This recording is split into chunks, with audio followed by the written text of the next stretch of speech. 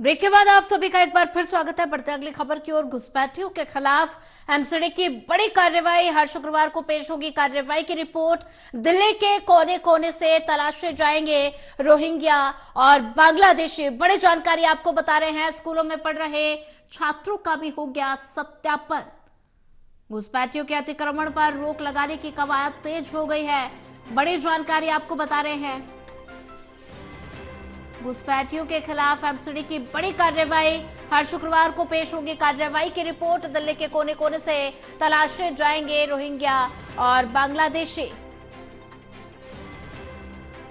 और वहीं इसी पर ज्यादा जानकारी साझा करने के लिए हमारे साथ विशाल सिंह जुड़ चुके हैं। विशाल, घुसपैठियों के खिलाफ एमसीडी की बड़ी कार्रवाई देखने को मिलेगी। हर शुक्रवार को पेश होगी कार्रवाई की रिपोर्ट और कुछ क्या अपडेट?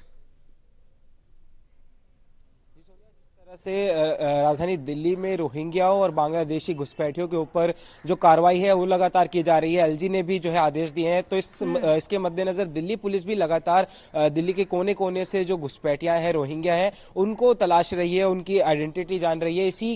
इसी कड़ी में दिल्ली एमसीडी ने भी जो है एक फरमान जारी किया है, जिसमें कहा गया है कि जो दिल्ली के सभी प्राइमरी स्कूल्स हैं वहां पर जो स्कूल में पढ़ने वाले छात्र हैं उनका भी सत्यापन किया जाएगा, क्योंकि जो एमसीडी स्कूल में जो बच्चे एडमिशन ले रहे हैं उसमें अधिकतर ऐसे पाए गए हैं जो कि रोहिंग्या हैं। तो इसी कड़ी में उन रोहिंग्याओं बच्चों का जो है वो सत्यापन किया जाएगा। और एमसीडी ने ये भी सख्त आदेश दिए हैं पब्लिक हेल्थ डिपार्टमेंट को कि ऐसे किसी भी व्यक्ति का, किसी भी बच्चे का जन्म प्रमाण पत्र बनाने से बचें जो कि रोहिंग्या हो। और इसकी पहचान के लिए जो है पूरी जांच उसकी गहनता से की जानी चाहिए कि इसका बैकग्राउंड क्या है, वो कहाँ रहता है और कितने सालों से उसके माँ बाप जो है उस इलाके में रह रहे हैं।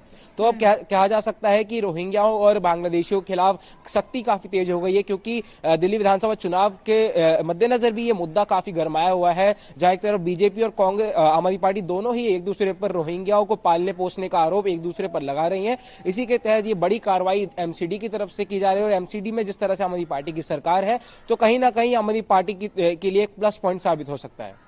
जी विशाल, अगर बात की जाए तो दिल्ली के कोने कोने से रोहिंग्या और बांग्लादेशी तलाशे जाएंगे। अगर स्कूलों की बात की जाए तो स्कूलों में भी पढ़ रहे छात्र का सत्यापन होगा। जी बिल्कुल, जैसा कि अभी हमने बताया, जो स्कूल में प्राइमरी स्कूल के जो छात्र हैं उनका सत्यापन करना भी काफी जरूरी है, ऐसा इस आदेश में कहा गया है, क्योंकि काफी ज्यादा संख्या में जो बांग्लादेशी घुसपैठियां हैं उनके बच्चे स्कूलों में एडमिशन ले रहे हैं। जो पेरेंट्स हैं वो जानबूझकर अपने बच्चों को एडमिशन दिला रहे हैं ताकि उनका जन्म प्रमाण पत्र बनाया जा सके उनके बच्चों का।